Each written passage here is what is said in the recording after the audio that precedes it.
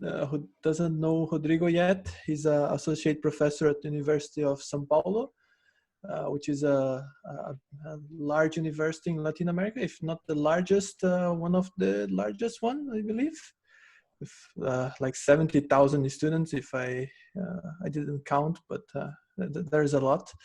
Rodrigo was a visiting professor at Telecom Paritech. That's where we met. Even though I'm Brazilian and he's Brazilian, Brazil is too big, so we never got to meet each other over there. So only in Paris. And he also has this very nice book called Practical Approach on Statistical Learning Theory. If you are curious about how can you have a practical approach on statistical learning theory, it's well, I invite you to try to get this book. If you are very polite and you ask Rodrigo, he might even send you an online copy, but you have to be polite. Okay, right? that's really yeah, that's great. Actually, yeah, I can share it, no problem, of course. Yeah, actually, it allows me to share with other researchers, and that's of course a great opportunity. I'm really happy to be with you guys, and Heitor just let me know about this opportunity to give a talk last week, and for me it's always good to be in touch with people interested in doing research, and especially of course machine learning, which is our common area. And again, thank you very much for being here. And I'm going to talk a little about the complexity of supervised learning algorithms. My subject has been like, yeah, I'd say that my area of research has been kind of divided into two particular branches. I'd say that the first is connected to ways of measuring complexity of supervised models, and the other one is really connected to time series and data streams and some applications related to forecasting and things like that. So in this first branch, actually this first branch is going to be addressed today. And as Heitor mentioned, I am an associate professor here in Brazil with the University of São Paulo. I work in São Carlos, which is one of our campi in Brazil. We've got like, I think it's like 9 campi. As Heitor mentioned, I think we've got like almost 100,000 students, consider undergrads and graduate students, of course. So in total, yeah, that's really a big number, of course. My email is here, so I hope it's going to be interesting for you guys. I'd like to start with some theoretical aspects. The first and most important point that I would like to mention is the concept of generalization. Generalization is basically measured with this equation. We have generalization as G, which is a difference, an absolute difference in between some empirical risk, and the empirical risk is the risk or loss or error measured in some sample. So for example, we've got like 1,000 examples. So we can measure how good our classifier F is with that in that particular sample. Of course, that's not everything. We have to understand how that model is going to work for unseen data, unseen instances, unseen examples. So that is where the expected error comes into play. We have the expected error here of a given classifier F as the error for the whole population that defines our problem. For example, as I could have like 1,000 examples, 1,000 instances for my problem, but I don't have like every possible instance for my problem. When I consider the expected error or the expected risk, I'm just considering what's going to be like if I had access to all those examples, all those instances, all those cases. So the generalization is basically what is the difference in between my empirical risk and my expected risk? What's the difference of my sample risk or my sample error when it is compared to my expected error or my error in the whole population?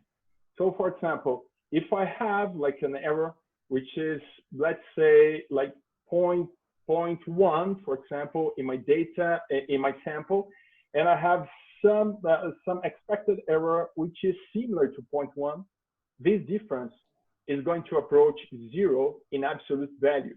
That means generalization. That basically means that my model F, or my classification or regression model F, works in the same way in the whole population as it works in some data sample that I know that I have access to. So that's really important. So if I have some sample and I know how my model works in this particular data instances, and I have a way of understanding how it's going to work when I receive more and more data, when I receive like unseen examples, that brings some sort of, not just some sort, but that brings guarantees, that brings learning bounds for my model. So I know my model is going to work properly when I receive more data, when I receive like new examples that are still connected to my problem, of course. That's a basic idea related to generalization.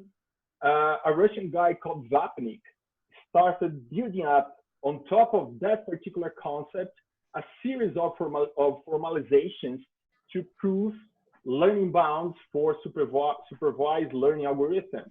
Those learning bounds, the basic idea about those learning bounds is to ensure learning. So that's interesting. Maybe I could go for the next. Yeah.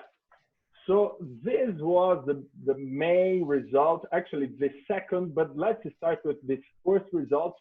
This first result by Vapnik was like the origin of all that discussion on the statistical learning theory.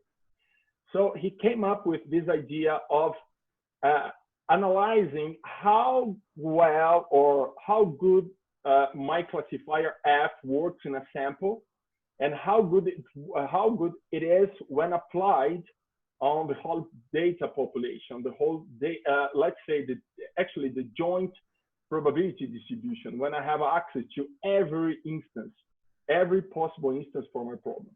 So his idea was like, okay, if I have the loss or the error in this sample, and I have the error in the whole population, I could measure the difference. And if the difference is not greater than a given epsilon value, which of course I expect to be quite small, like 0.01, 0.05, some small value, I would have an upper bound, and this upper bound is basically a result from the law of large numbers. This is actually the law of large numbers written in a different way. It's interesting to talk about this. This result is only ensured if and only if my data distribution is static. That means that my data distribution, that my joint probability distribution mapping every instance from the space X to every possible instance in my output space or label space Y has like the same distribution. It doesn't matter when I sample from it. So there's no change along time. So that's one of the first assumptions he made. The second is I have to have this opportunity to sample examples from that distribution to train and of course to test my classification model. So I need to collect some samples from that distribution and train it. And along the as I receive more and more instances from that particular data distribution, I expect to have a good estimation for the real risk or the expected risk, which is this risk in the whole population. So his main idea was like this: is my empirical risk a good estimator for my expected risk? If it is a good estimator, my point is, if I have like a very good estimator, I can just take advantage of my error in a given sample to understand how my model is going to perform when I receive more and more instances, when I receive unseen examples. So that's a basic idea behind this whole theory. And this result here is an upper bound defined by the law of large numbers. This epsilon is the same epsilon as in here, and this n is the sample size. So for example, if I have like 1,000 examples, this n is going to be 1,000.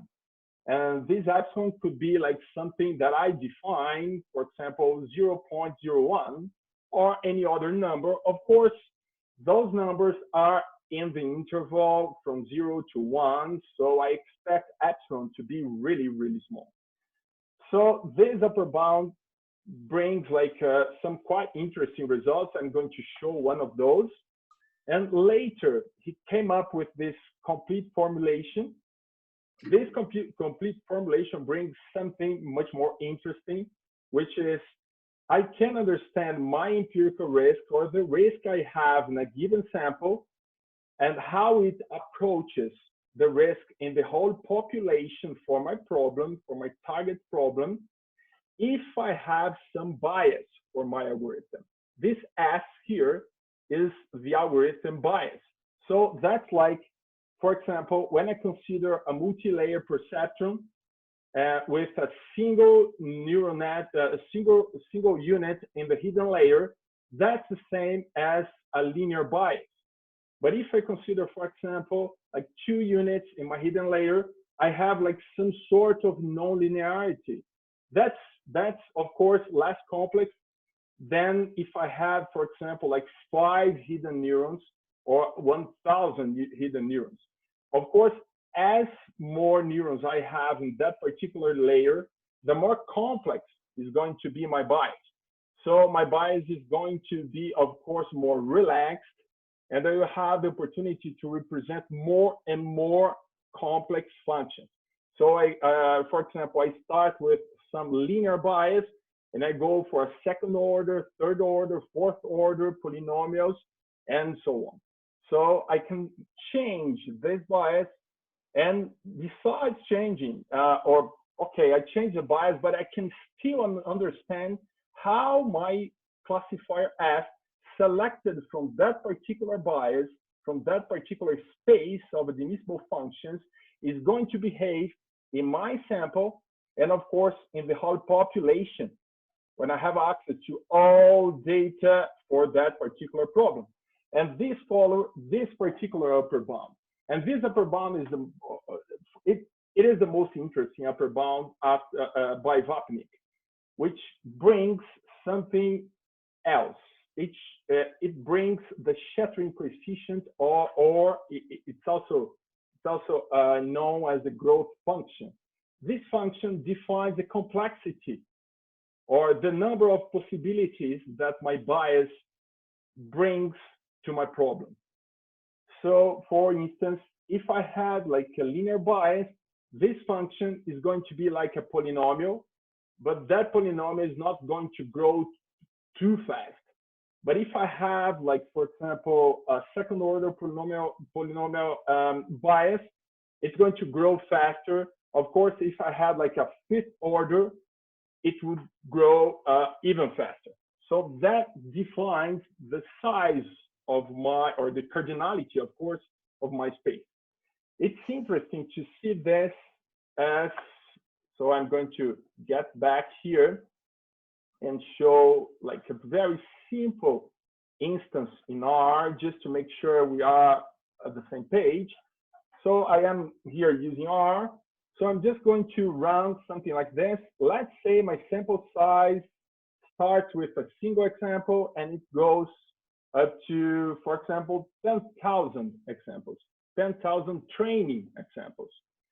And let's say that my shattering coefficient function, I'm going to call it like this. I'm going to define it as n to the square, for example, just to see what happens. I'm not really interested in that particular function, but just to come up with an example, of course. So after that, I need to define some epsilon, and that epsilon defines what is the accepted divergence for my estimation. So I accept, for example, like a 5% divergence. So I accept my empirical risk to be like 0.05 distant from my real risk or from my expected risk after receiving, of course, millions or billions or an infinite amount of examples. So from that, I can compute this upper bound. This upper bound is basically this, 2 times the shattering coefficient times the exponential function of minus n times epsilon to the square divided by 4, and I'm going to plot it.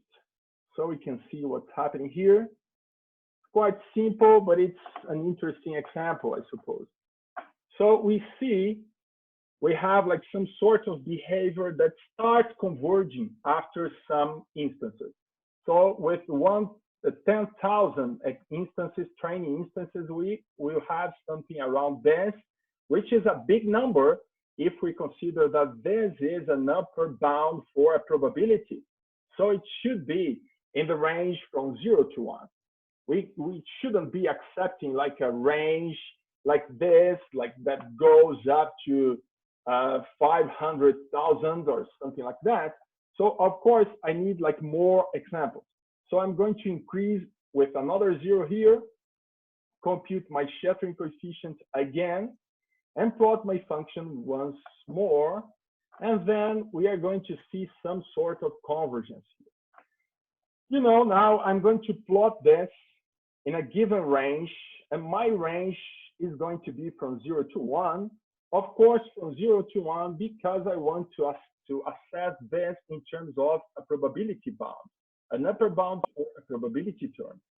In this case, I can see that with like 4 times 10 power to 4 defines my training sample size, which is adequate to train my model. So I can come up with that particular formalization with sample sizes to ensure learning bounds.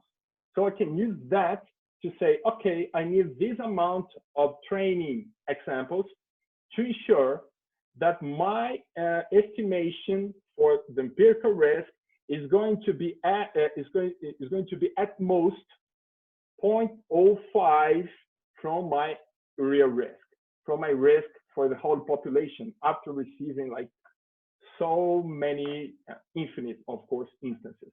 This is based on the uniform convergence formalization.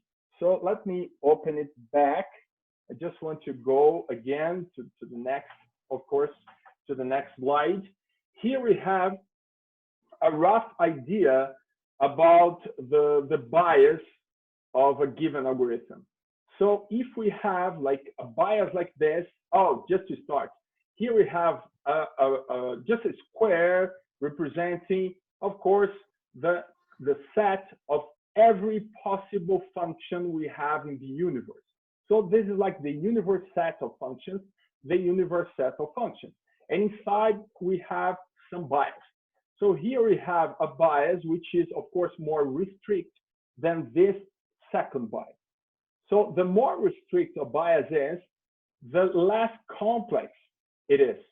So the smaller is going to be that particular shattering coefficient function. So the function is going to grow slowly, and in this case is going to grow, of course, faster. That means that basically we have something like this. So if I go to a more relaxed bias like this, which is of course more complex, I will have some shattering coefficient. Let's write here like more complex, which is of course more complex. It could be like n to the third. And when I compute this, and I plot it, for example, for this more complex shattering coefficient, again, it is, what's the name? It's more complex. So I'm going to plot it using lines. I think that's going to be easier to see. And of course, I could use like a different color just to see what's happening. Could be like red. And you guys are going to see that we need more instances if my bias is more complex.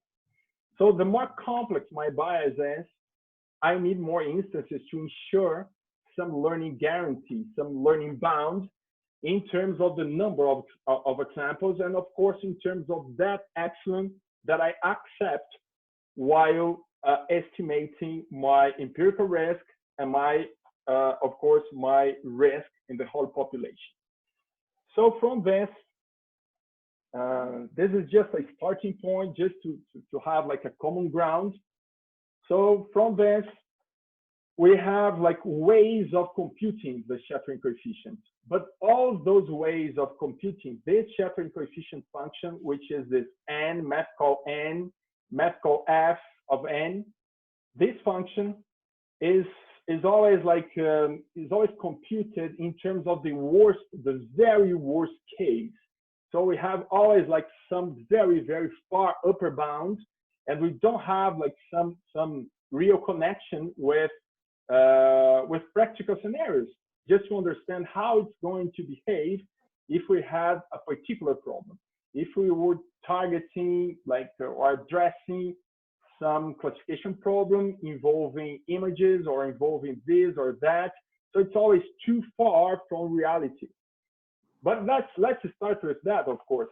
That shattering coefficient is basically computed from the number of different classifications we have for a particular data set. Consider we have this data set. All those linear classification functions we have here provide the same solution. So they are seen as a single classification result. So they provide the same classification result. We have yellows and reds, and that's all. So it doesn't matter if I have an infinite number of possible functions classifying this sample in this particular way. What I count when I count the shattering coefficient is that I have one way of classifying yellows like this and reds like this on the other side. So it counts the number of possible or distinct classifications I have for a particular space. So from that, I just decided to come up with an example. For example, if we were working with an R2 space and we had just 3 points like this, we could have 4 possible classifications. They could be like all negative. Of course, I'm just considering the binary classification here to make it easier, to make it like more, you know, of course, easier and faster to discuss in the context of this talk. But it could work like with more complex problems, and I'm going to show that actually next. So here we have like all negatives, all positives, and 1 positive, 2 negatives, or the opposite, 2 positives and 1 negative.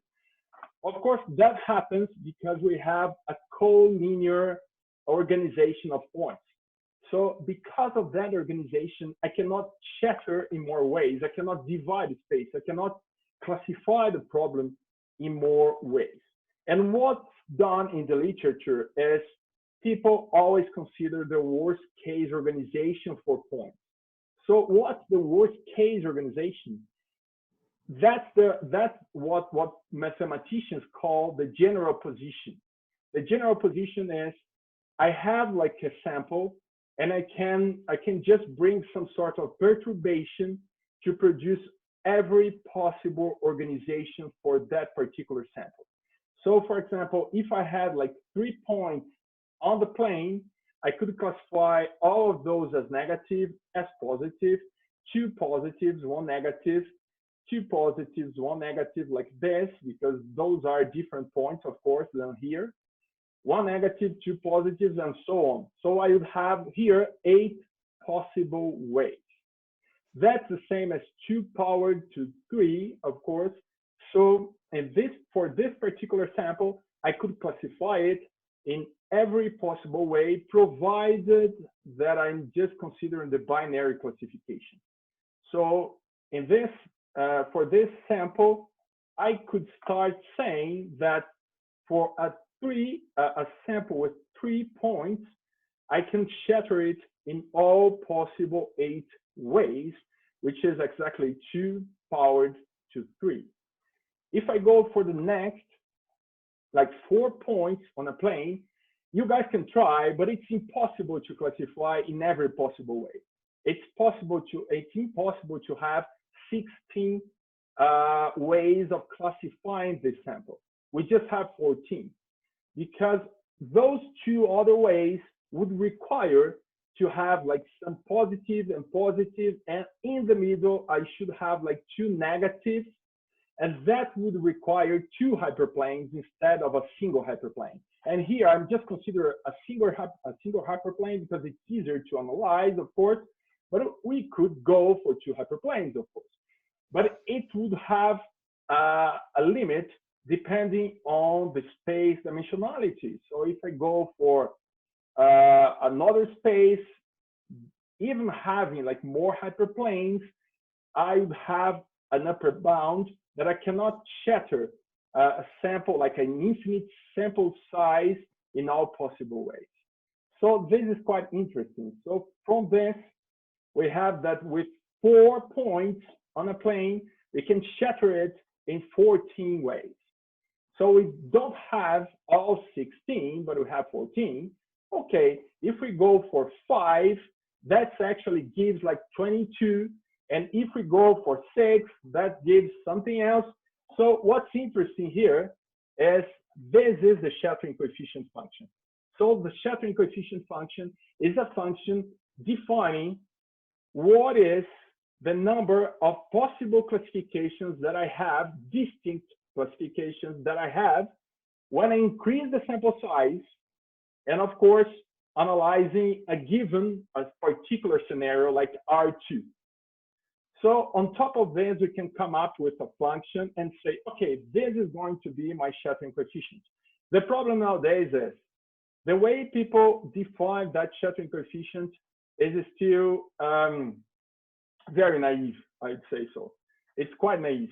It's a way of defining a very far upper bound. And of course, when I have a far upper bound, the convergence, the uniform convergence takes forever to approach 0 and define an upper bound for the probability. And that's indeed a problem. So on top of this, I decided to come up, that's actually something that I've been doing for the last, I don't know, like 7, 8, 9 years. I'm not sure. I remember like discussing the similar stuff with Albert, with Aitor, with some other friends, of course, back in France, back in Paris, like Ned and the other guys. And so recently I just shared this paper, which is a paper that I came up with this solution to bring an analytical shattering coefficient for a particular problem. So this is not intended to solve the general problem. This is intended to solve a particular instance. For example, I'm working with R100, and in that R100, I have this particular space, and on top of that space, how many hyperplanes I need, what is the shattering coefficient I have if my problem involves binary classification or multi-class classification. So it could be like a problem based on 5 or 10 classes, it's not just binary. So going for that, I'd say the main contribution of this work is an analytical way of computing the shattering coefficient function for practical problems, for binary and multi-class problems, and it defines an upper bound in terms of the number of hyperplanes we need to address a particular problem. So that's interesting in the sense of assessing, for example, how many neuron units we need at a given layer. For example, we could have some deep learning architecture, and we say, okay, I need to learn this task. How many units I need per layer? So we could use this foundation to understand the number of units we need per layer, and also the number of layers we need to process that particular classification task. So, okay, our work was especially based on a recent contribution by Harpeld and Jones. Actually, they just shared a first version of that paper on arXiv on December 19, 2019. But actually, the paper was published February this year. So it's really new, and they came up with a way of defining the number of hyperplanes we need in the best case and in the worst case to separate every pair of points on a given cubic space. So they were thinking like this. Let's say we have like a d-dimensional space. My space could be R2, so the number of dimensions I have is 2, for example.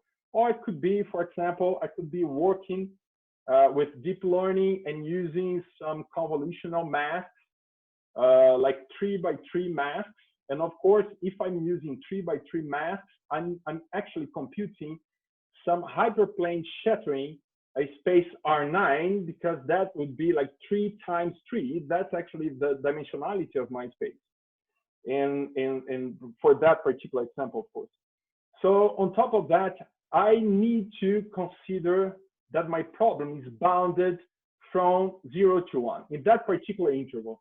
So for example, if I have 2 dimensions, I'm just saying that I can rescale my data to be from 0 to 1 in this axis, and also from 0 to 1 in this second axis. And that's something that I need to do beforehand. And on top of that, I can come up with hyperplanes, the number actually of hyperplanes to separate every pair of points. So consider I have like a bunch of points on a plane, and I say, okay, how many hyperplanes I need to separate every possible pair? So the lower bound, or big omega, is given by this, and the upper bound, or the worst case, or the big O, is defined by this. In our case, we've been considering just the big O and not the best case, but just the worst case.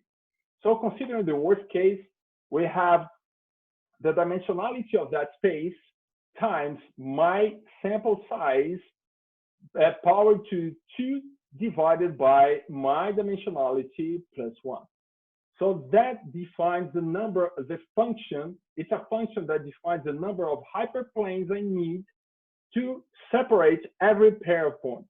Of course, this is an upper bound, so there is a constant being multiplied by that. So what I mean is, it's the same as in time complexity. I have an upper bound times some constant, and that's going to define some upper function, some supremum. And this is like defining an infimum in terms of a lower bound. Of course, from that, we came up with an idea based on topological spaces. We build up topological spaces from metric spaces. So for example, we have some metric space with lots of points here.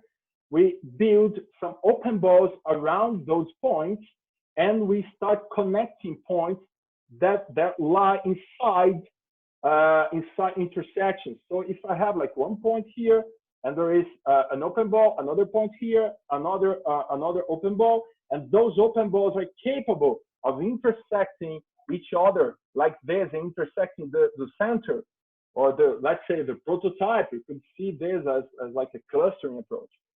So everything that could be connected is connected. So we say this is a homogeneous area. This is a second homogeneous area with positive examples. Here we have a homogeneous area with red or negative instances. And all those points which have like this different radius around are points that couldn't be connected to the other points because they belong to different classes. So for instance, I have a bunch of positive points, a bunch of negative. If they are far from each other, those will be transformed to two single points. But if I have like a bunch of points and I have some mix, some class overlapping, those points that could be separated here, they are going to form like a single point. And those over here the same, but those in the middle that share some common region, and those couldn't be connected because there is no homogeneous area over there, we consider as different points. So on top of that, we come up with the number of hyperplanes necessary to shatter that particular sample. So instead of analyzing the separation of every point in a space, we are analyzing the separation of homogeneous areas. So we are not analyzing how single points are separated, but actually I have some class number 1, class number 2, class number 3. Those are separable. Okay, so I need less hyperplanes. Those are not separable because I have some class overlapping, so I'm going to need more hyperplanes. So the question is, that's going to involve, that's going to lead actually to a more complex model, of course, because I need more hyperplanes. From this, we decided to use the single linkage clustering algorithm to build up a dendrogram like this. Of course, this is not the best solution. We are really interested in using the Carson and Memoli algorithm, which is a stable clustering algorithm. So we can get like, let's say, results that are more stable in the sense of perturbations, in the sense of perturbating points around some neighborhood. That's a bad solution, but we are still working in that direction. So this is the first result, working with the single linkage, and from the leaves to the root, we start connecting everything that's homogeneous. So here we have a homogeneous area with points belonging to class 1, and here points belonging to class 2. It's impossible to connect to those points here because those belong to different classes. It's impossible to connect at this level. It's also impossible to connect at this level. Here, it's possible to connect all those that belong to class 3. It's possible to connect all those belonging to class 2 and class 3 again. It's just impossible to connect all those two groups at this level because they belong to different classes. So on top of that result, we define, okay, for this particular sample, we are going to work with the separation of 1 point, 2, because this is going to be represented by another point, like a prototype, 3, 4, 5, 6, 7, and 8. So instead of having a bunch of points in my space and defining the number of hyperplanes, we have less just because we have homogeneous areas. And we are going to explore that in the sense that a hyperplane could well separate that, of course, because it's linear and separable. So on top of that, we came up with a theorem and a proof for the analytical shattering coefficient in terms of every possible combination of those hyperplanes. So we define, okay, for that particular problem, taking advantage of that result by Harpeld and Jones, we compute the number of hyperplanes we need, which we call here, we refer here to as M. And that M defines, okay, we need here 5 hyperplanes.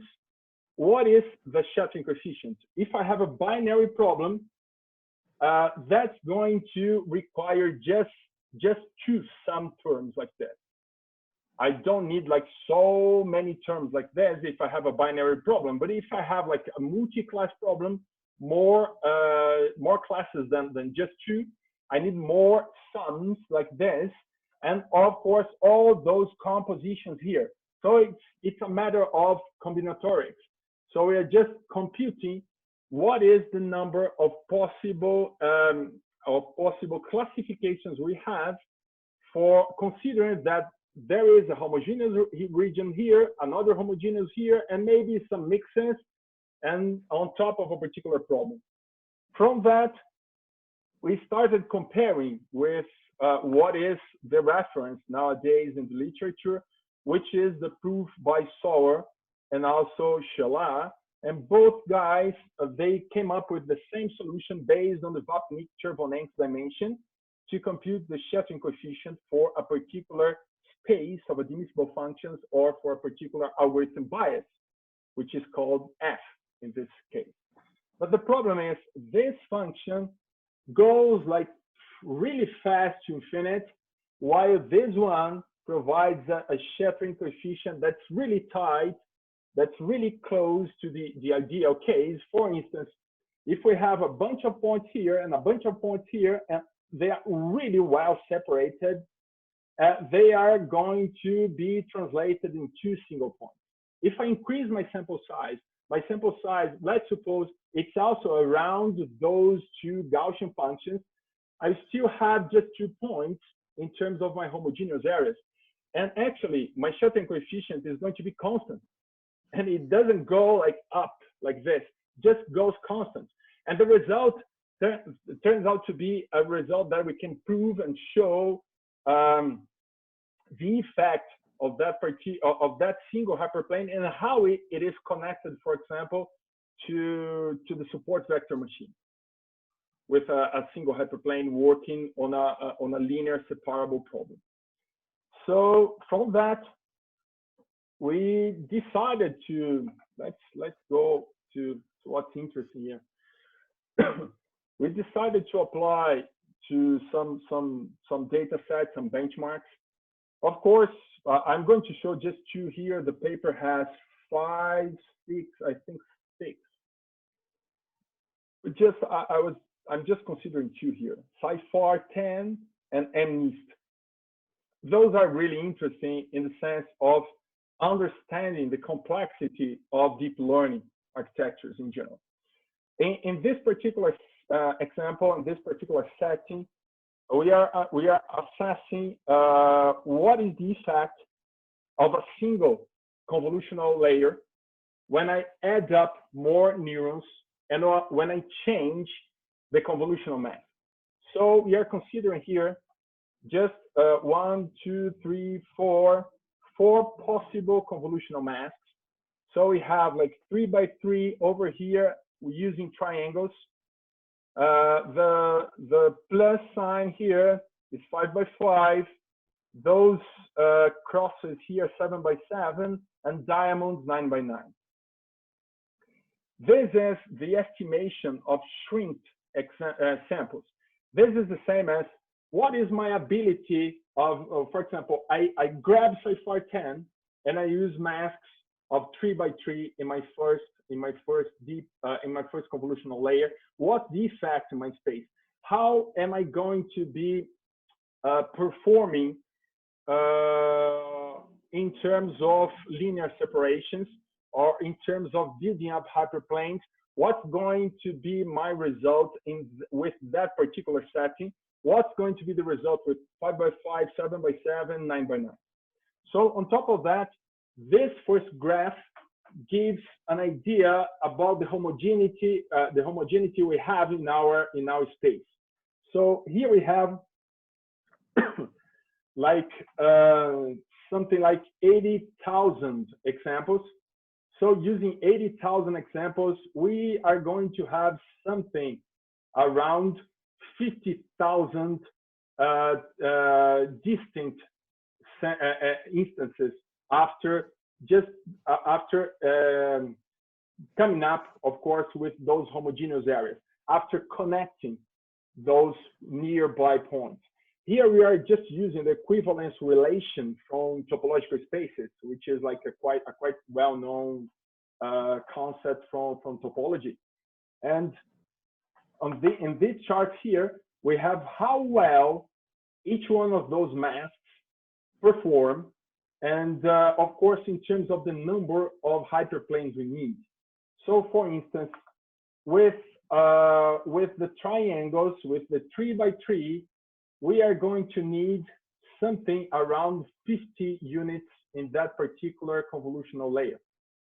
And for 5 by 5, somewhere near 100 units.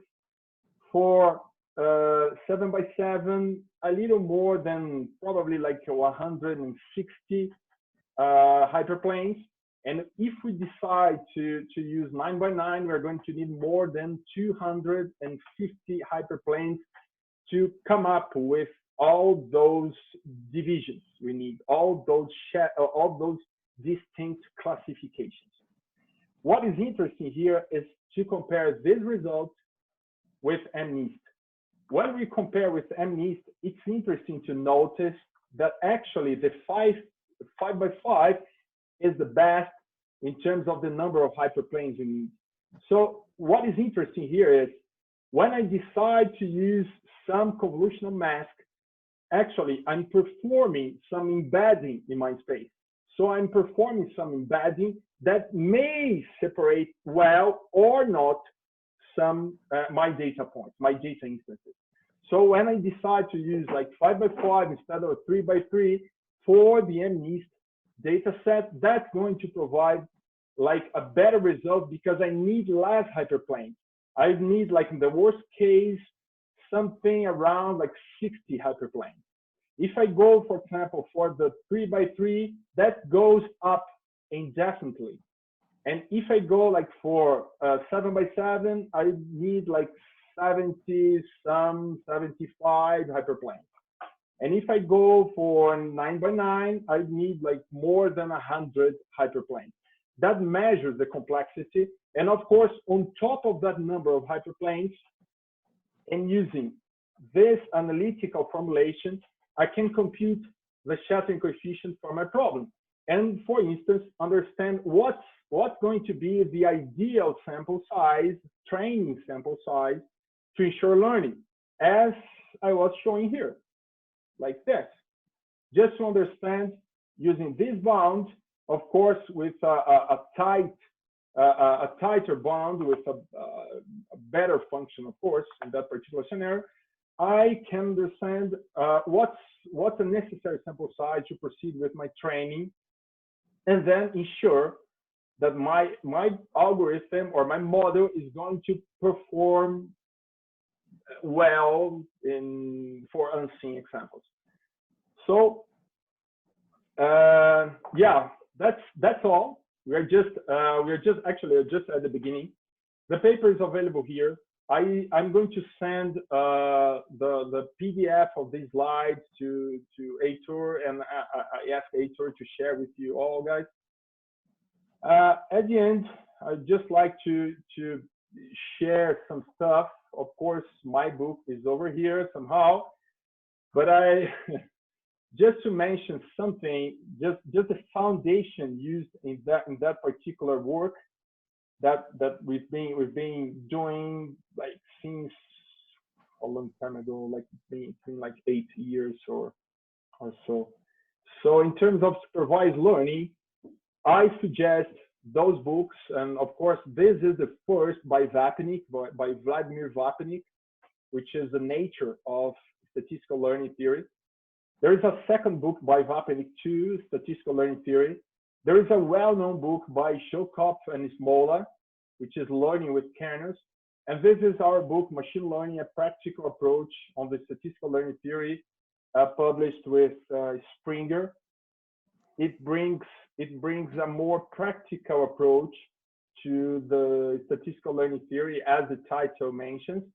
So it brings like ways of computing or estimating, at that point, estimating the shattering coefficient for practical problems, computing sample sizes, training sample sizes, how to come up with the best possible kernel for a particular problem, from data analysis, of course, having access to data and understanding what the best possible transformation that could come up to separate classes in a high-dimensional space. And I should also mention, in terms of unsupervised learning, this paper by Corson and Memoli, which brings like some interesting results in terms of stability and in terms of ensuring some bounds. They are not of course as strong as the bounds provided by the statistical learning theory, but they are interesting bounds in the context of unsupervised learning. And finally, that's all. I hope it was interesting for you guys. So go ahead and just hearing you. Okay, so many thanks, Rodrigo. Any questions?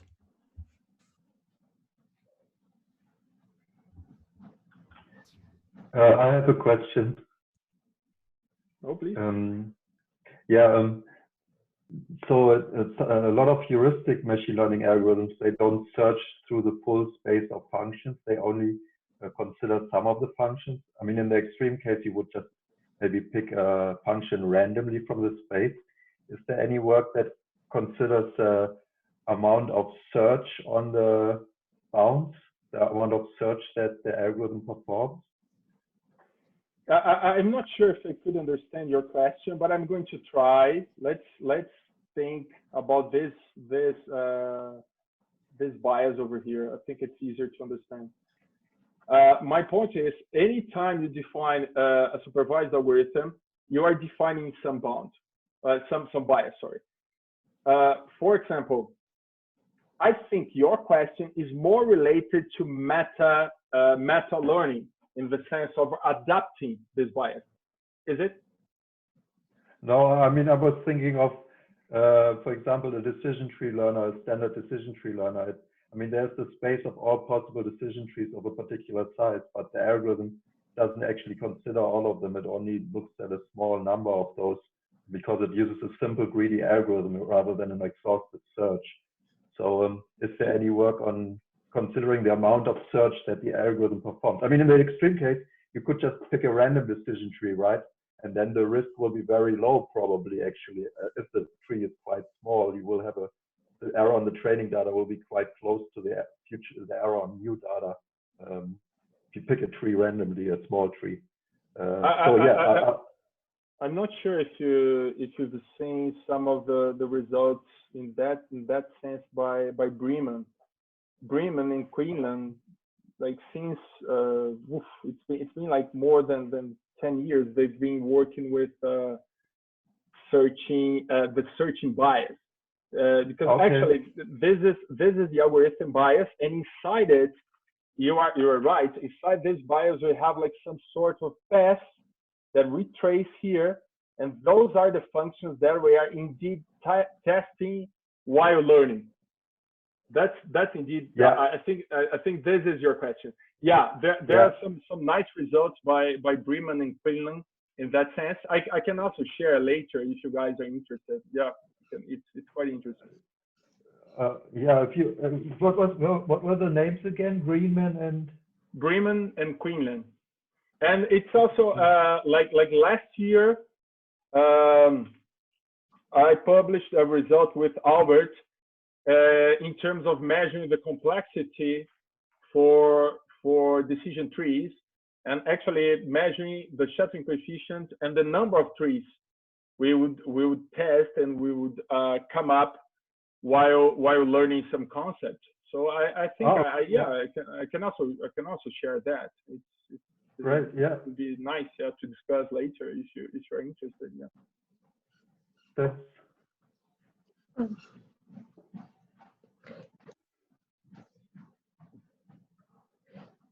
Any more questions? Sorry, I was going to say just more a comment than a question. I was going to say, going back to Iber's question, there is sort of a a strand of work also initiated by Batnick called along the lines of structural risk minimization, which is somewhat related to Ivor's question, I think, where the idea is that in these different, you have these different function classes from which you're selecting a classifier. If they have some nested structure, so if you have some nested sequence of subsets of functions,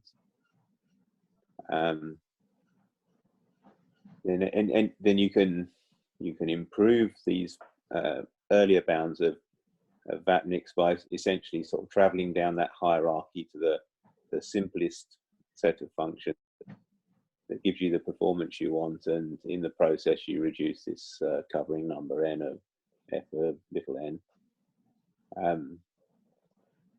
in the bounds.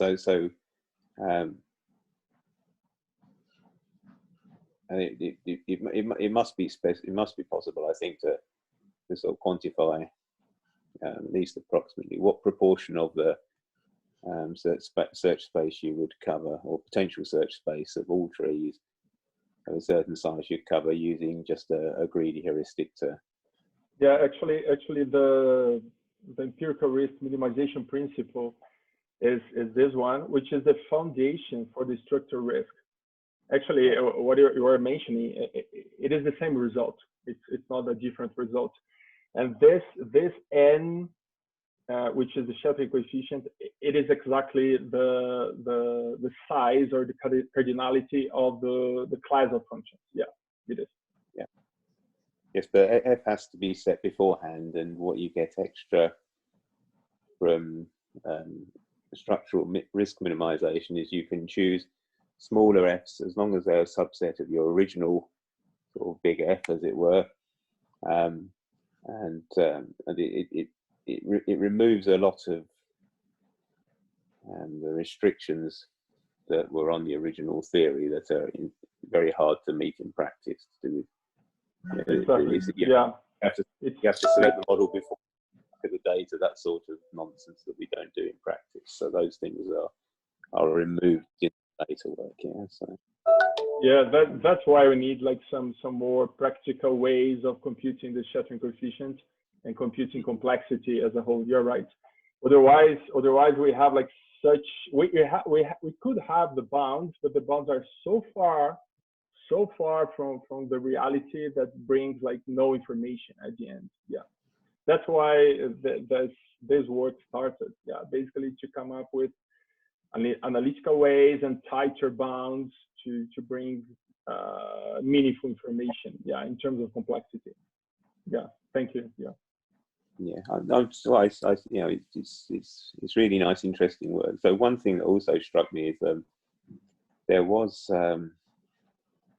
in the early 2000s there was a sort of a short flurry of activity around building local models for classification. So essentially, partitioning the data space in some way, and then in each sub-region building a local model for that region. So that the most famous one is Jeff Webb's feeding, I think, is which is essentially building decision trees on different regions of the original data space.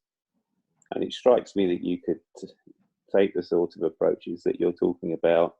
We've calculated the number of hyperplanes for these multi-class problems, and essentially prove theoretical guarantees for a lot of these sort of local model approaches that, to the best of my knowledge, there aren't any. So that's sort of one piece of low-hanging fruit, if you like, and an app, straight away in sight of the work you've been doing.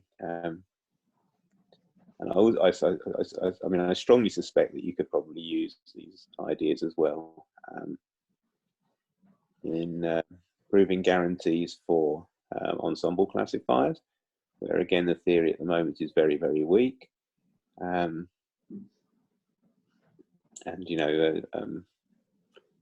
One intuitive way that we might think that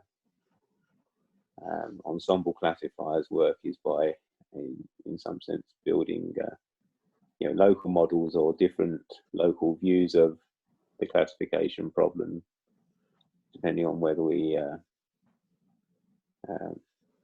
select all the classifiers from the same sort of function class, or whether we allow different function classes for the ensemble members. So I mean, there's very little theory for ensemble classification, basically because largely I think because the range of approaches available is so flexible, it's really hard to nail anything down. But this looks like it's quite a nice sort of general purpose tool that actually you could adapt to those different situations reasonably easily. Easily. Relative to, it's a relative term, obviously, but easier than what we've got at the moment, anyway, or other things we have at the moment. Tools we have at the moment. That's nice stuff. Thanks. Can I ask, please? Oh yeah, of course. So it's a bit of simple question, but do you mean with the sample is the same as batch when you learn if you want to train the algorithm? And my second question is with a paper published in 2019, the Herpel paper, that when they decided the lower bound and the upper bound, I can't find any indication to they did not consider the number of classes, aren't they? Didn't they? So you mentioned the paper that was published in 2019. 2019. Who's one? Harpellet. Okay, for Halpelt and Jones. Okay. Yes, when they defined the lower bound and upper bound. Can you please go to the slide again? Oh yeah, of course. Yeah.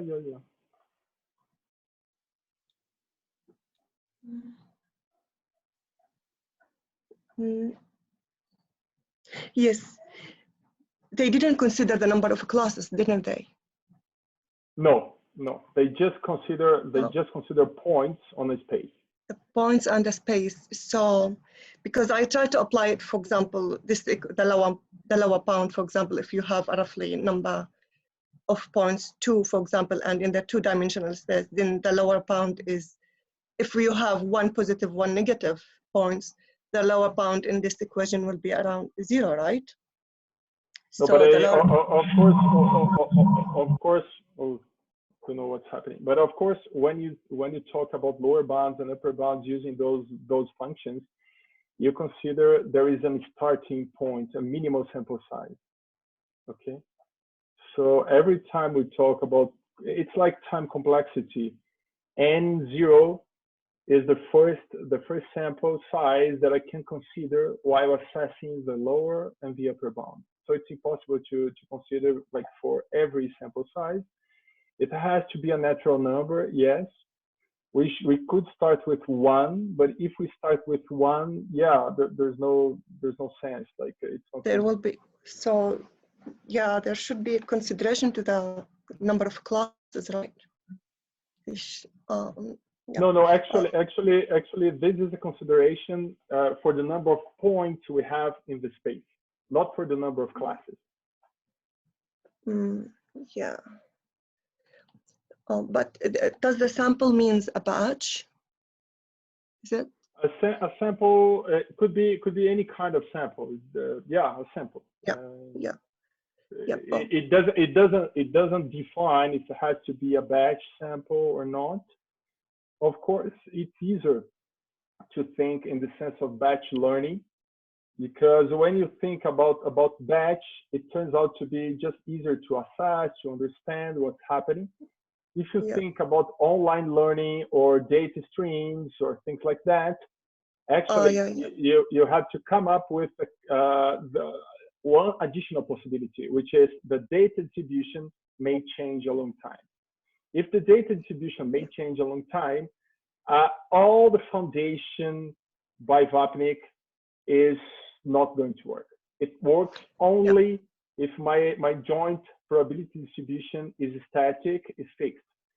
So in in 2019, at the beginning of 2019, while I was still in Paris, Albert and I, we also published another paper about ways of using this theory, adapting it to point out changes in the data distribution. So we could say, okay, from this point to this point, I had a first data distribution. From this second point up to this, I had a second distribution. So I can assess those in different ways. I can understand what's happening. Inside this, besides this, this was a data stream. Of course, I could think this as a batch learning process because I had the same distribution. But when I consider this point when the distribution changes, no, of course I need to adapt my model. I need to come up with a different background, a different theoretical result to support that. That's written that particular paper, yeah, and those two papers were published while I was visiting Albert in Paris. One is related to the shattering coefficient for decision trees being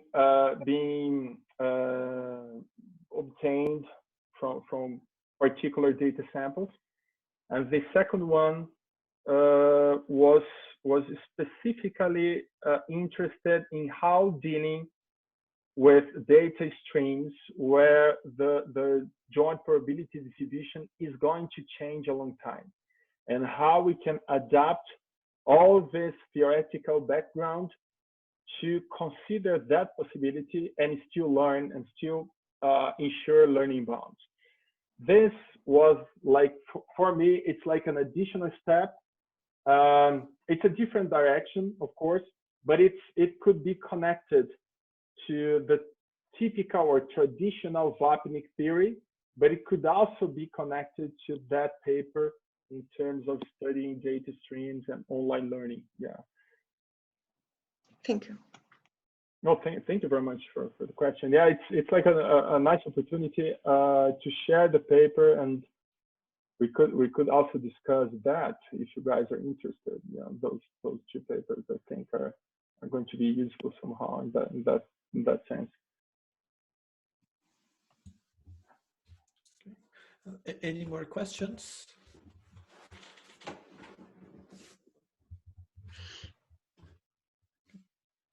Okay, yeah, so I have one actually, proper question this time.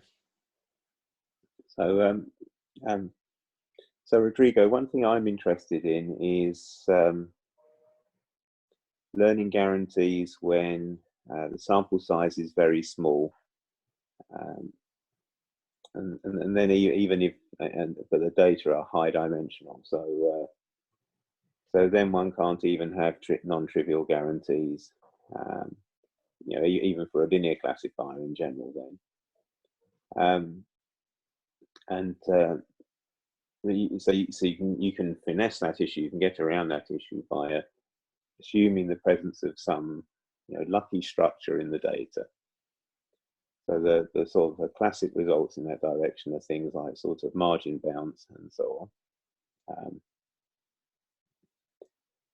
on.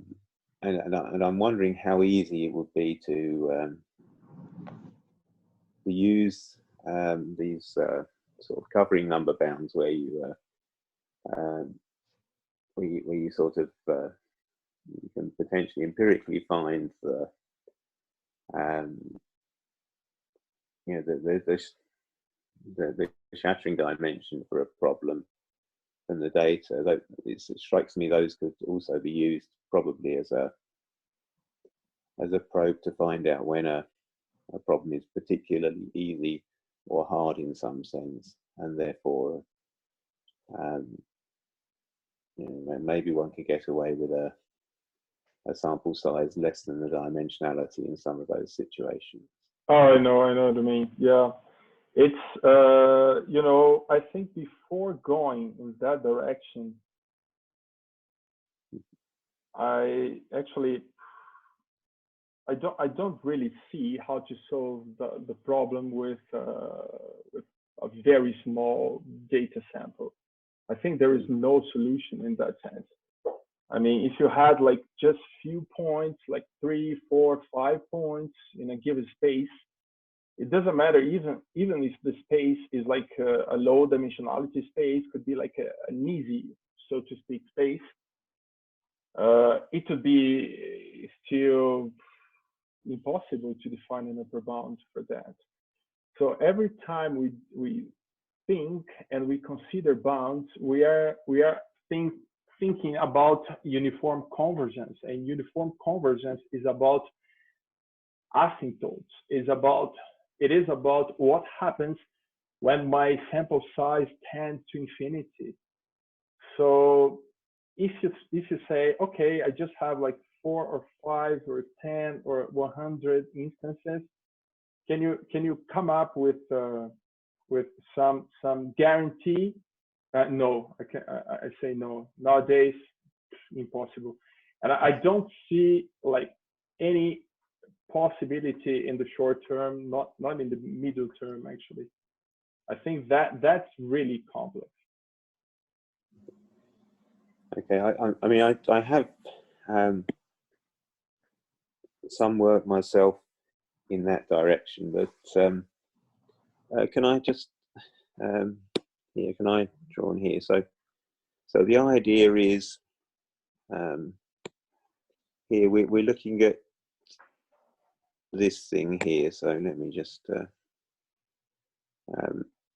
so the thing is maybe the embedding. So I'm trying. Yeah, I added you as a co-host, so if you want to share something. Okay, yeah. So I'm just trying to write on the screen here. It's I think it should let me. So in these bounds here on the Harpel-Jones, sorry, here and here we have the dimensionality of the problem. And so if one can use some dimensionality reduction, and which one can view as a compression of the original problem, if that compression is lossless or near to lossless, then we can expect to replace D here and here with, say, some K much smaller than D, where, you know, K is of order of log n, for example, or something like that. So I think there are ways to do it.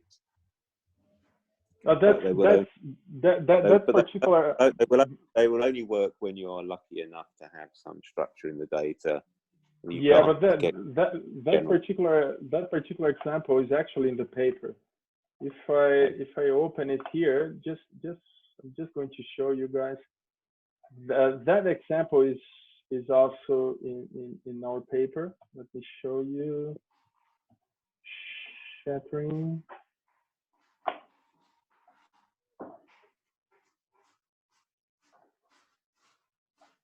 Yeah, if I have like a structure, besides I don't have like so many instances, if I know there is some sort of structure, yeah, it's possible, and it turns out to be easy actually. It's exactly like this example. Yeah. But that's not exactly the instance I was picturing when you started mentioning your problem. When you started mentioning, you said, okay, I have like few instances, but you haven't defined that you had like some well-structured space. If you have a well-structured space, yeah, definitely, it is possible. It is. Yeah. So yes, you have to. You know, it obviously can't work even in the linear case for, you know, n less than d. If everything can just be completely general position, yes, but it's like trying to solve the system of equations with too few equations. Yeah, so it's. Yeah, that's the same as working with singular matrices. So yes, when we, yeah, of course. Yeah. So, but I mean, I'm thinking that real data is very often forgiving in some sense. Yes. Mm-hmm. So, I was really wondering, you know, how could one take the ideas that you develop in this paper and use those to say something about the, you know, those cases where the sample size is, you know, too small or borderline too small, or you know, for the situation where the data could be in general position, or the classes can be in general position. But I mean, this obviously your growth function is going to shrink the, you know, is well, in the worst case, you could construct something on a, I don't know, on a sort of an integer grid or something like that, where your growth function still have to be as big as it would be in the general position case or something like that. Yes, or, you know, not much different from it. So where you get the improvements is going to be from the fact that actually, you know, most classes tend to, you know, or examples from a particular class are going to, you know, very often going to be clustered together in a similar region in space, for example, that sort of thing. And then that whole region can be treated as a single point rather than the sort of thousands of points that are in it. Something like yeah, we're indeed exploring this possibility of having homogeneous regions. Yeah, exactly.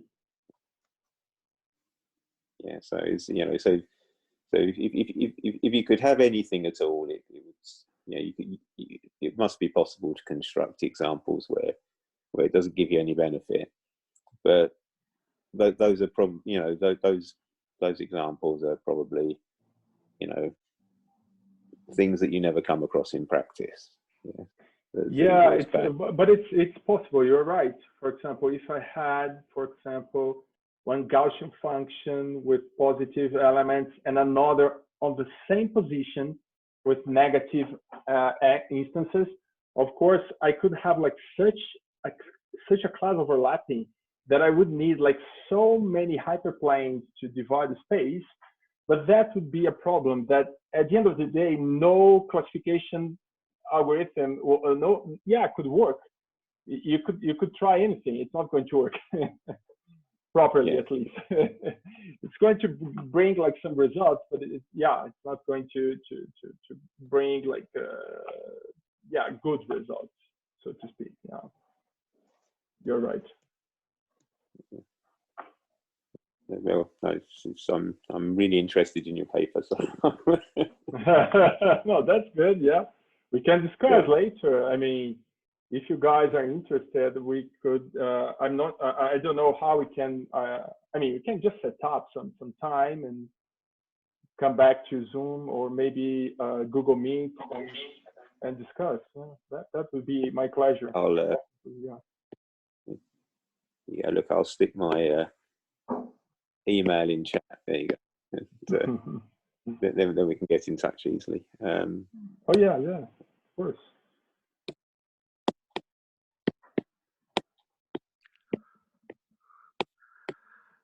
Hey there. While you got this slide on, I just wanted to point out that if you look at those bounds, and because of what Bob was talking about reducing the D, for the lower bound, actually the D is a good thing, because if the D is large, then that basically makes that 1. Yeah, exactly, Bernhard. Yeah. And for the upper bound, if the D is large, then that basically makes that D. So for large D, you have bounds of 1 and D, which is very simple. I guess it makes sense. Yeah, it makes. It's also really interesting that, because as you can see, if the dimension is large, we are somehow reducing the complexity of this polynomial function. It makes sense because we have like so many dimensions that it turns out to be easier to separate every pair of points. It's so interesting. I mean, how deep learning came up with that without theoretical foundation. So I mean, in theory, in theory, you'd like to solve these two for D and see where they coincide, but they're clearly not. That's not obviously not going to be an easy thing to do. So it's you can probably approximate it by oh yeah. With Newton's method or something. Yeah, maybe get close to where the two things balance up. But yeah. Yeah, it's nice because in practice we can actually in the paper I came up with some approximations for the big O and for the big omega, like which are the constants that make possible this right bound be an upper bound and the left one be a lower bound.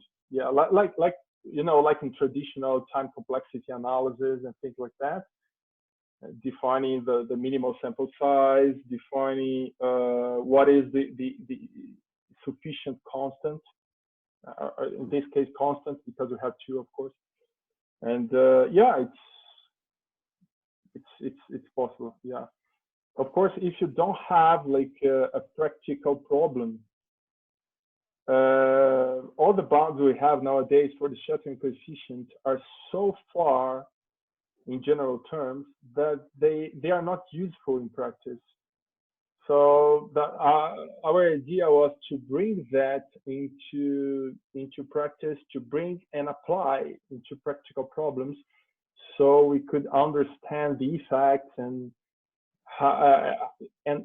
for example, which are the guarantees, what are the guarantees we have for some target problem. Yeah, that's all. Yeah. But yeah, it's so good to talk to you guys. Yeah. And Bernhard, it's been some time, Bernhard. Last time we met in Paris, right? Yeah, it was cool. I remember your talk there. And so today the first few slides were similar, but then you took a different turn. Yeah, completely different turn. Yeah. So did you ever continue with the online series? I remember that you wanted to have a set of talks. Yeah, so is there more than one? Yeah, we are still working with that. We already have like some yeah, it's at the beginning, but we already have a proof for guaranteeing that data temporal or time dependent data becomes IID. Do you remember we're talking about that back in Paris? Yeah. Yeah, that's something we could discuss if you are interested. Yeah, it's quite interesting. We came up with we are just using the Bayes theorem and of course conditional probability to prove that after reconstructing some data stream or some time series, it becomes independent.